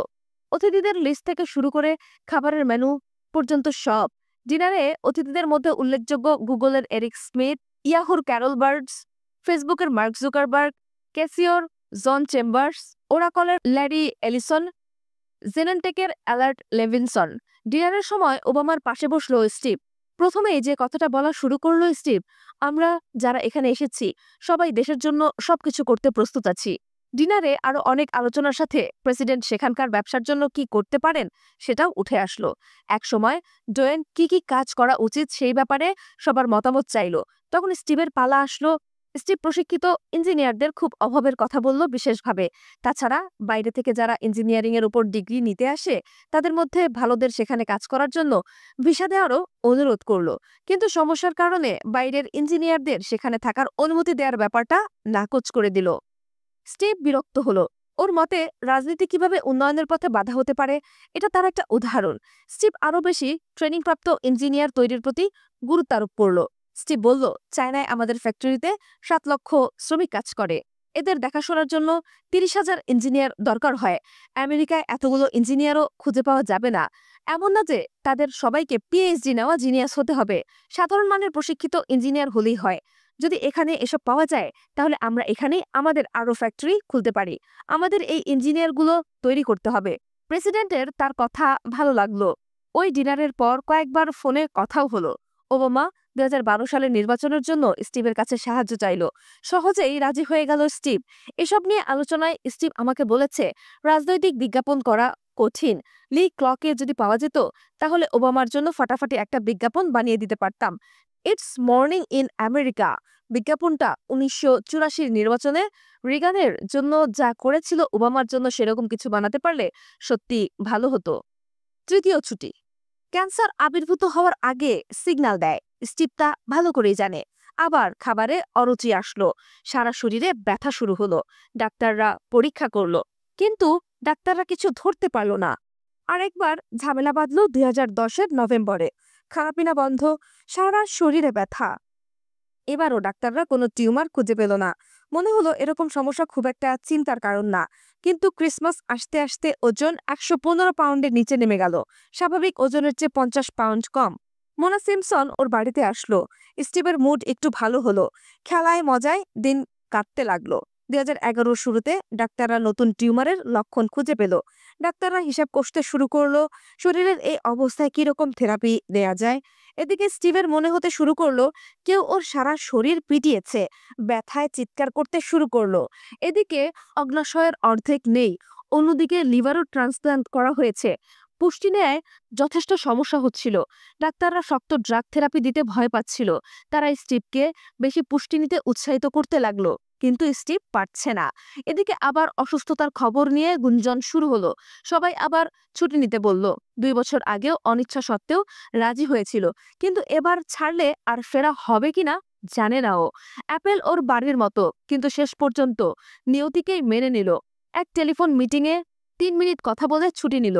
এবার দায়িত্ব পেল টিম কুক। পরের শনিবার স্টিভের ডাক্তাররা একটা মিটিংয়ে বসলো। এতদিন আলাদা আলাদা সমস্যায় আলাদা আলাদা চিকিৎসা হচ্ছিল। এর কিছুদিন পর লরেনকে, স্ট্যানফোর্ডের কয়েকজন বিশেষজ্ঞকে ডাকলো বাড়িতে। এবার সবকিছুর চিকিৎসা একসাথে সঙ্গতিপূর্ণভাবে শুরু হলো। টিউমারের ডিএনএ সিকোয়েন্স বের করা হলো। কাজটা করলো বোর্ড ইনস্টিটিউট অফ MIT আর হার্ভার্ড একসাথে। জেনেটিক বিন্যাস বের করার পর মলিকুলার টার্গেটেড থেরাপির মাধ্যমে কাজ করা হলো। কিছু এরকম চিকিৎসাও করা হলো যেগুলো ক্যান্সারের সমাধান আনবে বলে আশা করা যাচ্ছে। একজন ডাক্তার স্টিভকে বলল, এখনো আশা আছে। এরপর স্টিভ আমাকে বলেছিল, এখন হয়তো আমি ক্যান্সারের গ্রাস থেকে ফিরে আসা প্রথম মানুষগুলোর একজন হব, অথবা ক্যান্সারে আক্রান্ত হয়ে মরে যাওয়া শেষ কয়েকজনের একজন হব। ভিজিটর। স্টিভের অ্যাপেল থেকে ছুটি নেওয়ার ব্যাপারটা জানাজানি হলে লিসা বাবাকে দেখতে আসলো। প্রায় 1 বছর কথা বন্ধ থাকার পর এই দেখা। লিসা পৌঁছানোর আগে স্টিভ বলেছিল, ওর বয়স যখন 5, তখন যদি আমি আরেকটু ভালো বাবা হতাম তাহলে আজ লিসার সাথে এই আমার সম্পর্ক তৈরি হতো না। তবে এখন লিসা সব ভুলে গেলেই ভালো করবে। সেই মাসে গুগলের ল্যারি পেজও এসেছিল। স্টিভ বলেছে, গুগলের উপর আমার রাগ কখনোই কমেনি, কিন্তু আবার ভাবলাম এই লোকগুলো তরুণ বয়সে আমাকে অনেক সাহায্য করেছে, মাফ করে দিলাম। এরপর অনেক কথাই হলো। ভবিষ্যতে প্রযুক্তি কেমন হওয়া উচিত তা নিয়ে দীর্ঘক্ষণ কথা হলো। বিল ক্লিন্টন এসেছিল। মিডল ইস্ট থেকে শুরু করে আমেরিকান পলিটিক্স পর্যন্ত অনেক বিষয়ে কথা হলো দুজনের। আরো অনেকে এসেছিল যাদের সবাই প্রায় টেক বিশ্বের মানুষ, কেউ বন্ধু, কেউ প্রতিযোগী, কেউ শত্রু। বিল গেটস এসেছিল। বিকেলে গাড়ি চালিয়ে স্টিভের বাড়িতে এসে পেছনের দরজা দিয়ে ভেতরে ঢুকে দেখলো ইভ পড়ছে। জিজ্ঞাসা করলো, স্টিভ আছে? ইভ শোয়ার ঘর দেখিয়ে দিল। একসাথে 3 ঘন্টার বেশি সময় কাটালো ওরা। 3 ঘন্টায় অনেক কিছু নিয়ে কথা হলো দুজনের। শিক্ষা ব্যবস্থা, পরিবার, নিজের সম্পর্কে অনেক কিছুই উঠে আসলো। তবে যাওয়ার সময় একটা কথা বলল গেটস, আমি ভাবতাম উন্মুক্ত সিস্টেমই ভালো, কিন্তু তুমি আমাকে বুঝিয়েছ সংগতিপূর্ণ নিয়ন্ত্রিত সিস্টেমও ভালো হতে পারে। আসলে তারা দুজনেই যার যার জায়গায় একদম ঠিক। সেই দিন চলে এসেছে। জুলাই 2011-তে এসে স্টিভের ক্যান্সার হাড়সহ শরীরের অন্যান্য দিকেও পৌঁছে গেল। ডাক্তাররা কি করবে দিশা পাচ্ছিল না। শরীরের ব্যথা অসহ্য হয়ে উঠল। মাসের শেষের দিকে পরিবার শুদ্ধ আরেকটা সমুদ্র বিহারে যাওয়ার কথা ছিল, সেটাও বাতিল হয়ে গেল। আগস্টে একটা মেসেজ পেলাম, স্টিভ বাড়িতে ডেকেছে। সকাল গড়িয়ে যাওয়ার পর আমি ওর বাসায় পৌঁছালাম। গিয়ে দেখি তখনও ঘুমাচ্ছে ও। বাগানে এসে বসলাম লরেনের সাথে। একসময় ও ডেকে পাঠালো। ঘরে ঢুকতেই প্রথম যা মনে হলো, স্টিভ সত্যি অসুস্থ, কিন্তু হাসিটা এখনো প্রাণবন্ত। বলল, আমাদের তাড়াতাড়ি করা উচিত। কথা বলার শক্তিও শেষ হয়ে আসছে। ও আমাকে কিছু ছবি দেখাতে চায়, যার কয়েকটা আমি এই বইতে ব্যবহার করেছি। ও উঠতে পারছিল না। আমাকে ড্রয়ার দেখিয়ে দিল। আমি অ্যালবাম বের করে আনলাম। সবগুলো ছবিরই আলাদা আলাদা গল্প থাকে। এই ছবিগুলোরও আছে। পাতা উল্টাতে থাকলো। সেদিনই প্রথম স্টিভের বাবাকে দেখলাম। বলল, তুমি এটা তোমার বইয়ে দিতে পারো। কিছুক্ষণের জন্য মনে হলো পুরনো দিনের ছবি ওকে উৎফুল্ল করে তুলেছে। 2 ঘন্টা ধরে অনেক বিষয়ে কথা বলার পর আমরা দুজনেই চুপ। কেউ যেন কথা খুঁজে পাচ্ছি না। আমি চলে যাওয়ার জন্য উঠতে যাব। স্টিভ বলল, বসো, ওঠো না, কথা আছে। তারপর বলল, আমি তোমার এই বইয়ের ব্যাপারে কেন সাহায্য করছি জানো? আমি জিজ্ঞাসা করলাম, কেন? ও বলল, কারণ আমি চাই আমার বাচ্চারা আমাকে জানুক। আমি ওদের কাছে অনেকটাই অপরিচিত মানুষ। আমি সব সময় ওদের সাথে থাকতেও পারিনি। যখন অসুস্থ হয়ে পড়লাম, তখন মনে হলো আমি মরে যাওয়ার পর হয়তো কেউ লিখবে, কিন্তু তারা কতটা জানে আমাকে? তারা হয়তো এমন কিছু লিখবে যা আমি চাইনি। তাই আমি নিশ্চিত হতে চেয়েছিলাম কেউ আমার কথা শুনেছে, বুঝেছে, তারপর লিখেছে। ভুল কিছু লেখেনি। 2 বছরে স্টিভ কোনোদিনও জানতেও চাইনি আমি কি লিখেছি। শুধু নিজের কথাগুলো বলে গেছে। এরপর বলল, আমি জানি তুমি বইতে এমন অনেক কিছুই লিখেছ যা পড়লে আমার মেজাজ খারাপ হবে। সেটাও ভালো। অন্যরা আমাকে নিয়ে যা ভাবছে সেটাও তো জানা দরকার। তোমার লেখা আমি পড়তে চাইনি, কারণ শুধু শুধু মেজাজ খারাপ হতো। যদি বেঁচে থাকি হয়তো একদিন পড়ব। ওর শক্তি একেবারে কমে আসছিল। চোখ বন্ধ করলো। আমি চলে আসলাম। ধীরে ধীরে স্টিভ বুঝতে পারলো অ্যাপেলে আর ফেরা হবে না। সরে যাওয়ার সময় এসেছে। অনেকদিন ধরে ইস্তফা দেওয়ার সিদ্ধান্তটার সাথে রীতিমতো লড়ছে ও। লরেন, জনি, বিল অনেকের সাথে আলোচনা করেছে। স্টিভ আমাকে বলেছিল, আমার উদ্দেশ্য ছিল অ্যাপেলকে পৃথিবীর সেরা কোম্পানিতে পরিণত করা। আগস্টের 24 তারিখে প্রিয় অ্যাপেলের বোর্ড মিটিংয়ে সশরীরে উপস্থিত থাকতে চাচ্ছিল ও। শক্তি জোগানোর সব রকম চেষ্টা করছিল। জোর করে খাচ্ছিল, নিয়মিত মেডিসিন নিচ্ছিল। মিটিংয়ের আগের দিন ঘোষণা করলো মিটিংয়ে যেতে পারবে ও। শুধু একটা হুইল চেয়ার লাগবে, আর যতটা সম্ভব গোপনীয়তার সাথে বোর্ডরুমে পৌঁছে দিতে হবে। সকাল 11টার দিকে পৌঁছালো ও। মিটিংয়ের স্বাভাবিক কাজ শেষ হলো। তারপর স্টিভ বলল ও কিছু বলতে চায়। কুক জিজ্ঞাসা করলো সে সহ অন্যান্য কর্মকর্তারা চলে যাবে কিনা। হ্যাঁ বলার জন্য 30 সেকেন্ড সময় নিল ও। সবাই চলে যাওয়ার পর আগে থেকেই অনেক ভেবে লেখা চিঠিটা পড়তে শুরু করলো। রুমে তখন শুধু 6 ডিরেক্টর। আমি সবসময় বলে এসেছি, যদি এমন কোনো দিন আসে আমি অ্যাপেলের সিইও হিসেবে নিজের দায়িত্ব পালনে ব্যর্থ হই অথবা আগ্রহ হারিয়ে ফেলি, তাহলে আমি সবার আগে জানাবো। দুর্ভাগ্যজনকভাবে হলেও সেদিন এসে গেছে। চিঠিটা একেবারেই সহজ। 8টা বাক্যের চিঠি। টিম কুকের সিইও বানানোর সাজেশন দিয়েছে আর নিজে বোর্ডের চেয়ারম্যান হিসেবে দায়িত্ব পালন করতে চায়। আমি বিশ্বাস করি অ্যাপেলের জন্য আরো ভালো দিন অপেক্ষা করে আছে। আশা করছি নতুন পথ থেকে সেই ভালো দিনের জন্য আমারও কিছু অবদান থাকবে। অনেকক্ষণ সবাই চুপ। অ্যালগোর প্রথমে কথা বলল। স্টিভ অ্যাপেলে যা যা করেছে মনে করিয়ে দিল। মিকি ড্রেক্সলার বলল, অ্যাপেলে স্টিভ যা করেছে ব্যবসার দুনিয়ায় এর মতো অসাধারণ কিছু আমি দেখিনি। আর্ট লেভিনসন অনেক প্রশংসা করল। বিল ক্যাম্বেল কিছু বলল না, কিন্তু তার চোখ জলে ভরে এসেছিল। লাঞ্চের পর ফিল স্কিলার যেসব প্রোডাক্ট নিয়ে কাজ চলছে সেগুলো দেখাতে লাগলো। স্টিভ বিভিন্ন প্রশ্ন করলো, নিজের চিন্তাভাবনাগুলো শেয়ার করলো। একটা সময় ভয়েস রিকগনিশন অ্যাপ দেখালো। ডেমোর মাঝখান থেকে পুরোনো দিনের মতোই স্টিভ ফোনটা ছো মেরে তুলে নিল। প্রথম জিজ্ঞাসা করলো, আজ পলো অ্যালটোর আবহাওয়া কেমন? উত্তর পাওয়া গেল। আরো কিছু প্রশ্ন করার পর স্টিভ অ্যাপটাকে একটু কনফিউজড করে দিতে চাইলো। বলল, তুমি ছেলে না মেয়ে? রোবটিক গলায় উত্তর আসলো, আমার লিঙ্গ নির্ধারণ করে দেয়া হয়নি। পুরো রুমের পরিবেশ হালকা হয়ে গেল। এরপর ট্যাবলেট কম্পিউটারের কথা উঠল। এইচপি ট্যাবলেট বানানো ছেড়ে দিয়েছে বলে কারো কারো মধ্যে আনন্দের আভাস পাওয়া গেল। কিন্তু স্টিভ গভীরভাবে বলল, এতে আনন্দের কোনো ব্যাপার নেই। আসার আগেও বলেছি, হিউলেট প্যাকার্ডও খুব ভালো একটা কোম্পানি তৈরি করেছিল। সবাই ভেবেছিল ভালো একজনের হাতে তুলে দেওয়া হয়েছে কোম্পানি, কিন্তু এখন কোম্পানিটা ধ্বংস হয়ে গেছে। দুঃখজনক। আমার মনে হয় আমি সবসময় অ্যাপেলে এমন একটা সংস্কৃতি রেখে যেতে চেয়েছি যেন অ্যাপেলকে কোনোদিন এমন অবস্থায় আসতে না হয়। এরপর চলে আসার আগে সব বোর্ড মেম্বাররা বন্ধুরা জড়িয়ে ধরার জন্য চারপাশে জড়ো হলো। স্টিভ বাড়ি ফিরে আসলো।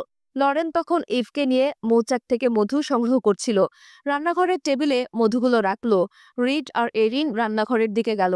স্টিভও গেল। 1 চামচ মধু মুখে নিয়ে বলল, অসম্ভব মিষ্টি। সেদিন সন্ধ্যায়ও আমি স্টিভের বাসায় গিয়েছিলাম। কথায় কথায় একসময় জিজ্ঞাসা করলাম, নিজের হাতে গড়া কোম্পানির দায়িত্ব আর একজনের হাতে তুলে দেওয়ার অনুভূতিটা কি? স্টিভ সরাসরি কোনো উত্তর না দিয়ে বলল, খুব ভালো একটা ক্যারিয়ার ছিল আমার। খুব সুন্দর একটা জীবন কাটিয়েছি আমি। আমি সত্যি খুব ভাগ্যবান। যা কিছু করতে পারতাম সবই করেছি আমি। অধ্যায় 42, কিংবদন্তি, সৃষ্টির ভুবন। ফায়ারওয়্যার। স্টিভ জবসকে খুঁজে পাওয়া যায় তার তৈরি প্রোডাক্টের মধ্যে দিয়ে। নিজেকেও স্টিভ তার প্রোডাক্টের মতো করে সাজিয়েছে। 1984-তে ম্যাকিনটস থেকে শুরু করে আইপ্যাড পর্যন্ত সবগুলো প্রোডাক্টে ছিল সঙ্গতিপূর্ণ, কঠোর নিয়ন্ত্রণ। ঠিক তেমনি আশা আকাঙ্ক্ষা, জ্ঞান, শিল্পবোধ, ভালো দিক খারাপ দিক সব সঙ্গতিপূর্ণভাবে কাজ করে তৈরি করেছে স্টিভ জবসকে।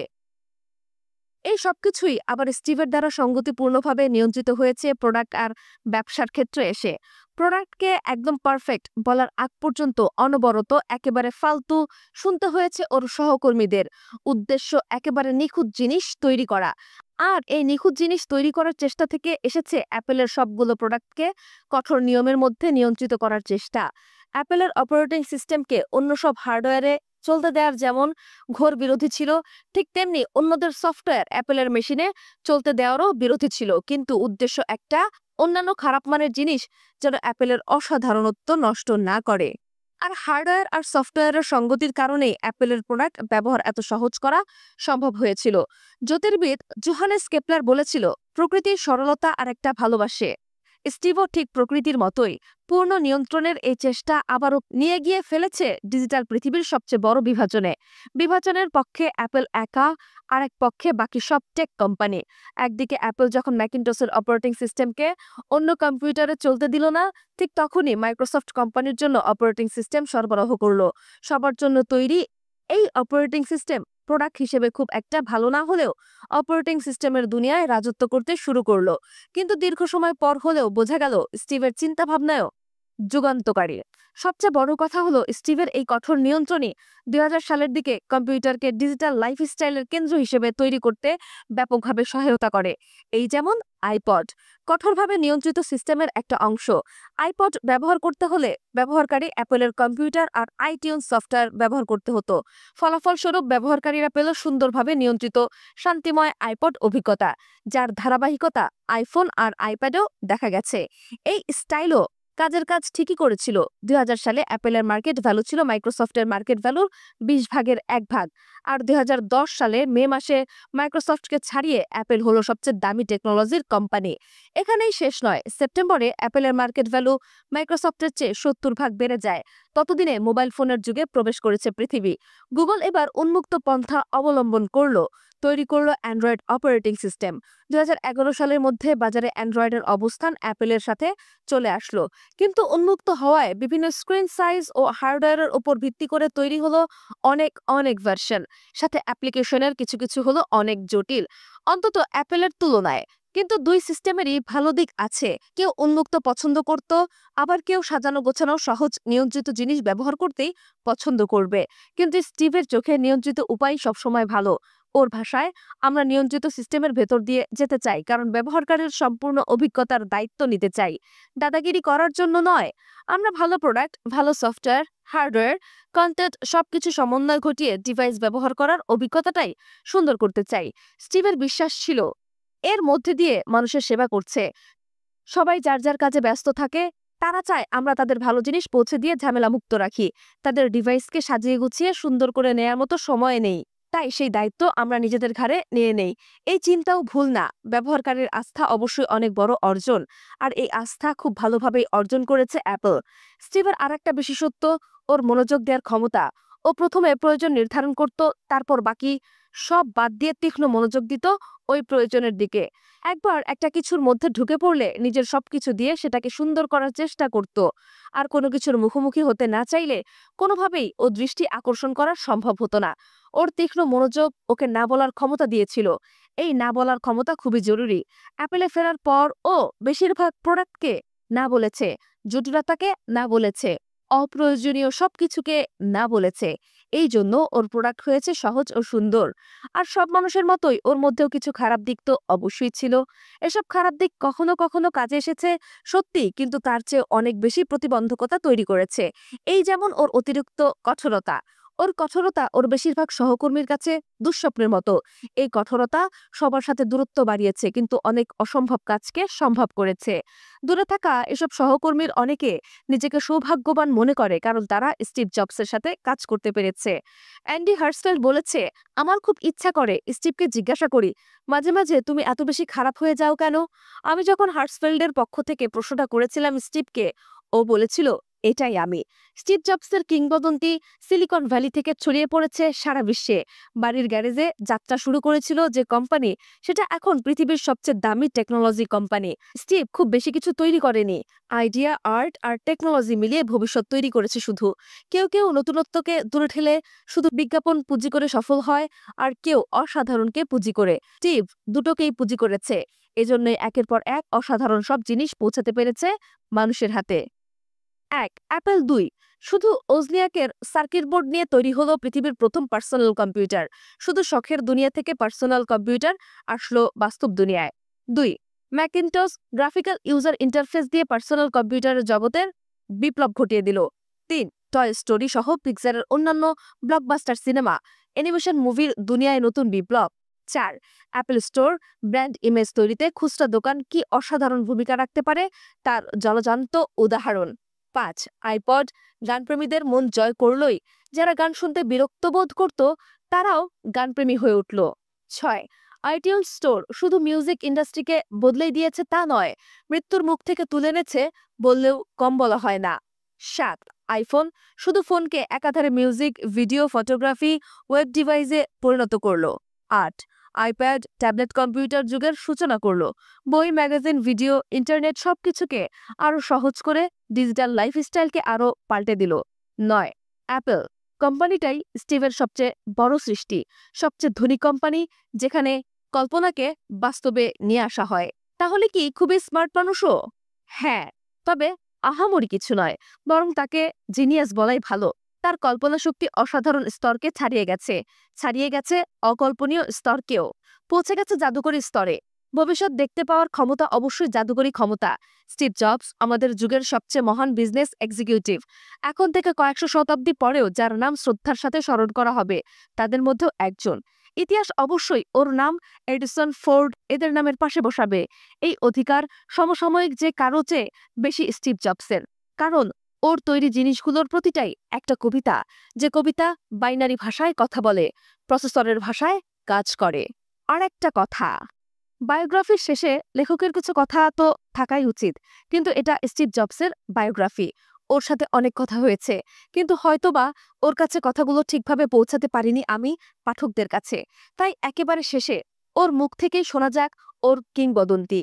আমার সবচেয়ে বড় চাওয়া হলো এমন একটা কোম্পানি তৈরি করা, যে কোম্পানিতে সবার আসল টার্গেট হবে ভালো জিনিস তৈরি করা, বাকি সব গৌণ। লাভেরও দরকার আছে, অবশ্যই দরকার আছে, কিন্তু আসল উদ্দেশ্য প্রোডাক্ট, লাভ নয়। স্কালি এই উদ্দেশ্য থেকে সরে গিয়েছিল। আরো কিছু পরোক্ষ ব্যাপার আছে। সারাদিন লাভ লাভ করলে, মিটিংয়ে শুধু লাভ নিয়ে আলোচনা হলে কোম্পানির সবার মোটিভেশন অটোমেটিক্যালি লাভের দিকে চলে যাবে। আলাদা করে বলে দিতে হবে না। কেউ কেউ বলে কাস্টমাররা যা চায় তাই দাও, কিন্তু আমার মতামত অন্য। আমাদের কাজ খুঁজে বের করা যে কাস্টমার কি চায়, আর খুঁজে বের করার কাজটা তাদের ভাবার আগেই বের করতে হবে। তুমি মানুষকে যতদিন দেখিয়ে না দেবে যে সে কি চায়, ততদিন সে জানবেও না।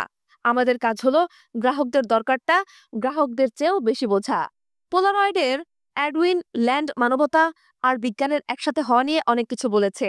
আমিও এই একসাথে হওয়ার ব্যাপারটাকে খুব পছন্দ করি। বিজ্ঞান আর মানবতা যেখানে পরস্পরকে ছেদ করেছে, সেখানে জাদুকরী একটা ব্যাপার তৈরি হয়েছে। অ্যাপেলের প্রোডাক্ট সবার কাছে গ্রহণযোগ্যতা পেয়েছে, কারণ সেগুলোতে মানবতা একটা বড় জায়গা দখল করে আছে। আমার কাছে মনে হয় মহান শিল্পী আর মহান ইঞ্জিনিয়ারদের মধ্যে কোনো পার্থক্য নেই। দুজনেই তাদের সৃষ্টির মধ্যে নিজেদের প্রকাশ করার চেষ্টা করে। সত্যি কথা বলতে, প্রথম ম্যাকিনটস টিমে যারা ছিল তাদের সবাই প্রায় মূল কাজের বাইরে এক একজন কবি, শিল্পী ইত্যাদি। সেজন্যই হয়তো আমরা প্রথম মানুষের সৃজনশীলতা বিকাশের মাধ্যম বানাতে পেরেছিলাম কম্পিউটারকে। তাছাড়াও Leonardo da Vinci, Michael Angelo মহান শিল্পী ছিলেন না, মহান বিজ্ঞানীও ছিলেন। অনেকে আমাদের নিয়ন্ত্রিত সিস্টেমের সমালোচনা করে, কিন্তু আমরা যাদের জন্য প্রোডাক্ট তৈরি করি তাদের এত সময় কই যে বসে বসে শুধু নিজের ডিভাইস নিয়ে ভাববে? গ্রাহকদের জন্য খুবই মানসম্মত জিনিস তৈরির ইচ্ছা থাকলে সেই তীব্র ইচ্ছাই নিয়ন্ত্রিত সিস্টেমের ভেতর দিয়ে যেতে বাধ্য করে। গ্রাহকদের সবচেয়ে ভালো সেবা দিতে হলে সঙ্গতিপূর্ণ হার্ডওয়্যার, সফটওয়্যার আর নিয়ন্ত্রিত কন্টেন্টের কোনো বিকল্প নেই। বিভিন্ন সময় বিভিন্ন ভালো ভালো কোম্পানি সিলিকন ভ্যালির ভাবমূর্তি উজ্জ্বল করেছে। অনেক লম্বা সময় কাজটা করেছে হিউলেট প্যাকার্ড। তারপর সেমিকন্ডাক্টরের যুগে এসেছে ফেয়ারচাইল্ড, ইন্টেল। এখন এই সারিতে আছে গুগলের নাম। ব্যক্তিগতভাবে আমি অ্যাপেলকে সেই দলে ফেলতে চাই। মাইক্রোসফটের কাজও প্রশংসার যোগ্য। অনেক কঠিন পথ পাড়ি দিতে হয়েছে মাইক্রোসফটকে, কিন্তু আমার মনে হয় তারা শুধু ব্যবসায়িক দৃষ্টিকোণ থেকে করেছে সবকিছু। ভালো প্রোডাক্টের ব্যাপারে মাইক্রোসফটের কোনোদিনই কোনো মাথা ব্যথা ছিল না, যদিও ভালো প্রোডাক্টই আসল উদ্দেশ্য হওয়া উচিত ছিল। বিল গেটস নিজেকে ভালো প্রোডাক্টের মানুষ দাবি করে, কিন্তু সে তা নয়। সে একজন ব্যবসায়ী। ব্যবসার রেসে জেতাই সবসময় তার উদ্দেশ্য ছিল। অবশ্য তাতে সে সফল হয়েছে। ব্যক্তিগতভাবে আমি তাকে পছন্দ করি। ব্রিলিয়ান্ট মানুষ সে। বিশেষ করে মাইক্রোসফটের মতো প্রতিষ্ঠান গড়ে তুলতে পেরেছে বলে তার জন্য একটা গভীর সম্মান সবসময় আমার মধ্যে ছিল। আইবিএম, মাইক্রোসফটের মতো ভালো ভালো কোম্পানিগুলো অবনমনের একটি ব্যক্তিগত ব্যাখ্যা আছে আমার কাছে। প্রথমে কোম্পানিগুলো সত্যিই খুব ভালো কাজ করেছে, নিজেদের শক্ত অবস্থানে নিয়ে গেছে, তারপর ব্যবসা করতে শুরু করেছে। প্রোডাক্ট আর গুরুত্বপূর্ণ ব্যাপার থাকেনি। ইঞ্জিনিয়ার, ডিজাইনারদের চেয়ে সেলসম্যানের গুরুত্ব বেড়ে গেছে। সর্বনাশটা এখানেই হয়েছে। এই যেমন আইবিএম এর জন অ্যাকারস। লোকটা ব্রিলিয়ান্ট, স্মার্ট, কিন্তু প্রোডাক্ট সম্পর্কে তার কোনো আইডিয়া নেই। সে শুধুমাত্র একজন সাধারণ সেলসম্যান। জেরক্সের ব্যাপারেও একই কথা প্রযোজ্য। স্কালি যখন অ্যাপেলের দায়িত্ব নিয়েছিল তখনও একই ব্যাপার ঘটেছিল। এখন বালমার এসে মাইক্রোসফটের সেই অবস্থা করেছে। অ্যাপেলের ভাগ্য ভালো যে ফিরে আসতে পেরেছে, কিন্তু বালমার যতদিন মাইক্রোসফটের দায়িত্বে আছে ততদিন মাইক্রোসফট নিয়ে কোনো আশা দেখি না আমি। আমি তাদের উদ্যোক্তা বলি না যারা শুধু টাকা বানানোর কাজে কোম্পানি তৈরি করে। তারাই উদ্যোক্তা যারা শুধু ভালো একটা কোম্পানি বানানোর জন্য কাজ করে। মানসম্পন্ন দীর্ঘস্থায়ী একটা প্রতিষ্ঠান, যেমন ডিজনি, হিউলেট প্যাকার্ড, ইন্টেল। আমি আশা করি অ্যাপেলও একদিন এরকম একটা কোম্পানি হয়ে উঠবে। ব্যক্তিগতভাবে আমি মনে করি না আমি সবার সাথে খারাপ ব্যবহার করি। যখন কারো কাজ ভালো লাগে না, আমি সরাসরি মুখের ওপর বলে দেই। এই ব্যাপারে আমি আলগা ভদ্রতা দেখাতে যাই না। আর আমি অ্যাপেলে এরকম একটা সংস্কৃতি তৈরি করার চেষ্টা করেছি। তবে কখনো কখনো আমাকে কঠিন হতে হয়েছে। আমার খুব ভালো করে মনে আছে, একদিন এক লোককে আমি বরখাস্ত করেছিলাম। রিডের বয়স তখন 6। রিডকে দেখে আমার মনে হলো ওই লোকটারও নিশ্চয়ই এরকম একটা বাচ্চা আছে। সে হয়তো 6 বছরের বাচ্চার সামনে দাঁড়িয়ে দীর্ঘশ্বাস ফেলছে, কিন্তু আমার কিছু করার ছিল না। দলটা আমার। আমি যদি সুন্দর না রাখি তাহলে আর কেউ রাখবে না। আমি সবসময় নতুনত্বকে আনার চেষ্টা করেছি। ডিলান যদি সারা জীবন প্রতিবাদের গান গেয়ে যেত, হয়তো অনেক টাকা কামাতে পারত, কিন্তু সে তা করেনি। একটা সময় অ্যাকুস্টিক ছেড়ে ইলেকট্রনিক্স ধরেছে। শ্রোতারা প্রথমে হয়তো বিরক্ত হয়েছে, কিন্তু তারাই আবার উচ্ছ্বসিত হয়েছে। বিটলস বারবার নিজেদের বদলে ফেলেছে। আমিও সেই কাজটাই করেছি। নইলে ডিলান তো বলেছে, যদি তুমি বারবার জন্ম না নাও তাহলে বারবার মরতে হবে তোমাকে। কিসের দ্বারা? তাড়িত হই। আমি যে ভাষায় কথা বলি, যা কিছু ব্যবহার করি, তার বেশিরভাগই অন্যের তৈরি। বড়জোর কয়েকবার আমি রান্না করে খেয়েছি। নিজের কাপড়টাও অন্যের কাছ থেকে পেয়েছি। এক কথায় আমি যা করি সবকিছুর জন্যই আমাকে পৃথিবীর মানুষের ওপর নির্ভর করতে হয়। শুধু আমি না, সবাই নির্ভর করে। এদের কেউ কেউ নিজের অবস্থান থেকে কিছু ঋণ শোধ করতে চায়। যে যেটা ভালো পারে সেটাই মানবজাতির কাজে লাগে। আমি বব ডিলানের মতো গান বা টম স্টপারদের মতো নাটক লিখতে পারি না। আমি যা পারি তাই দিয়ে করার চেষ্টা করি। এই ব্যাপারটাই আমাকে তাড়িত করে। গানের শেষে এক রৌদ্রোজ্জ্বল বিকেল, খুব একটা ভালো বোধ করছিল না স্টিভ। বাড়ির পেছনে বাগানে বসেছিল। ওর চারপাশে মৃত্যুর আনাগোনা। বসে বসে আমাকে ওর 4 দশক আগের ভারতে যাওয়ার কাহিনী বলল। ধর্ম, বিশ্বাস, পরলোক সম্পর্কে ওর দৃষ্টিভঙ্গির কথা বলল। বলল, ঈশ্বরে আমি বিশ্বাস করি, আবার করি না, 50-50। তবে প্রায় সারা জীবন একটা বিশ্বাস আমার মধ্যে ছিল। আমরা চোখে যা দেখতে পাই তার বাইরেও অবশ্যই কিছু আছে। ও স্বীকার করল, মৃত্যুর সামনে দাঁড়িয়ে আছে বলে হয়তো মৃত্যুর পরবর্তী জীবন সম্পর্কে ভাবতে শুরু করেছে। ও বলল, আমার মনে হয় মৃত্যুর পর অবশ্যই কিছু না কিছু আছে। ভাবতেই তো অদ্ভুত লাগে যে একটা মানুষ পুরো একটা জীবন কাটালো, অনেক অভিজ্ঞতা অর্জন করলো, হয়তোবা কিছু জ্ঞানও সংগ্রহ করলো, তারপর মরে গেল, আর সব শেষ। আমার দৃঢ় বিশ্বাস কিছু না কিছু যে ভাবেই হোক থেকে যায়, যেভাবেই হোক থেকে যায়, সবকিছু বৃথা হতে পারে না। এরপর অনেকক্ষণ চুপ করে থেকে বলল, আবার এরকমও হতে পারে। এটা অনেকটা অন অফ সুইচের মতো, ক্লিক, এবং তুমি আর নেই। তারপর একটু চুপ থেকে হালকা হেসে বলল, হয়তো এজন্যই অ্যাপেলের ডিভাইসগুলোতে অন অফ সুইচ আমার কখনোই ভালো লাগতো না। প্রিয় শ্রোতা, শেষ হলো আজকের বই, স্টিভ জবস। শেষবারের মতো তিনি মঞ্চে দাঁড়িয়েছিলেন। কালো টার্টলনেক, জিন্স আর সেই চিরচেনা হাসি।